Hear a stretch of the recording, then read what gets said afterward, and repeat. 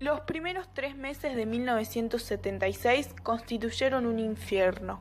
Estallaban bombas y se cometían numerosos secuestros y atentados, mientras el gobierno de Isabel Perón actuaba erráticamente, cambiando ministros y haciendo declaraciones que nadie creía. Así, el 24 de marzo se produce un golpe de Estado que la destituye del cargo. Se comunica a la población que a partir de la fecha el país se encuentra bajo el control operacional de la Junta Militar. La Junta de Comandantes, integrada por el teniente general Jorge Rafael Videla, el almirante Eduardo Emilio Macera y el brigadier general Orlando Ramón Agosti, asume el poder y designa como presidente de facto a Jorge Rafael Videla y a José Martínez de Hoz como ministro de Economía, quien el 2 de abril anuncia su plan para contener la inflación, detener la especulación y estimular las inversiones extranjeras.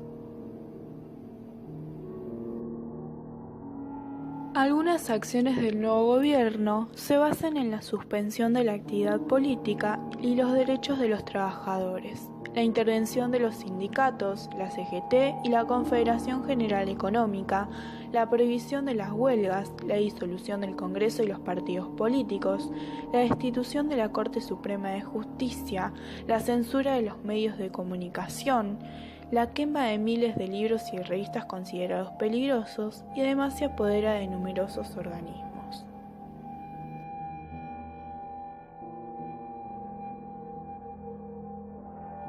La dictadura de 1976 completó y profundizó el esquema de persecución y exterminio que comenzó sistemáticamente con la AAA, liderada por López Rega.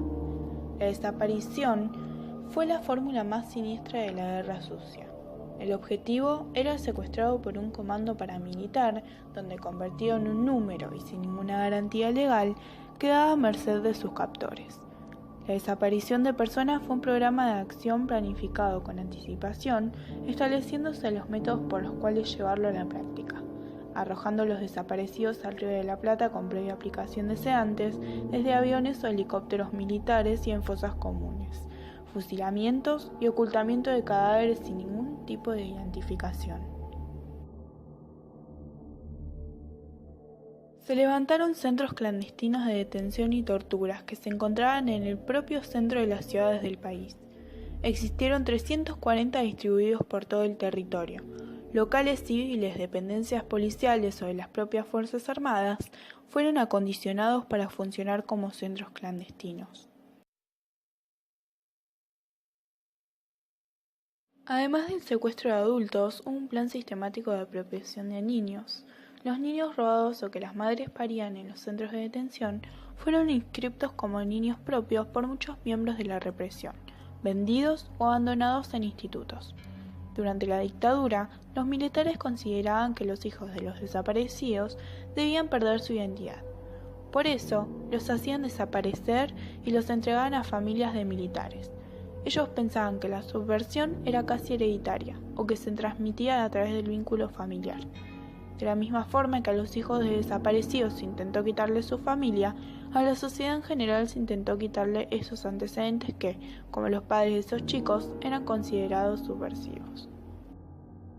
La tortura funcionó como un elemento relevante en la metodología empleada. Los centros clandestinos de detención fueron concebidos para poder practicarla impunemente.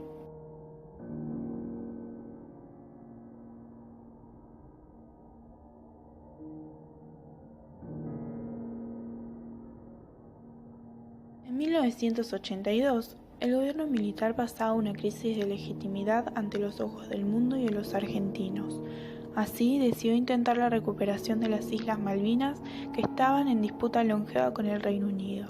Argentina intentó tomar posesión del territorio, pero el ejército de Margaret Thatcher ganó el conflicto.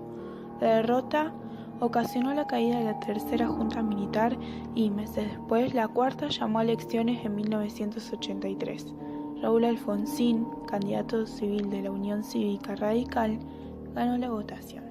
El último gobierno militar fue sin duda el peor de todos. La censura, la excesiva violencia, el uso de la tortura y los 30.000 desaparecidos son recuerdos de aquella época difícil de olvidar y que aún resuenan en los oídos de la gente.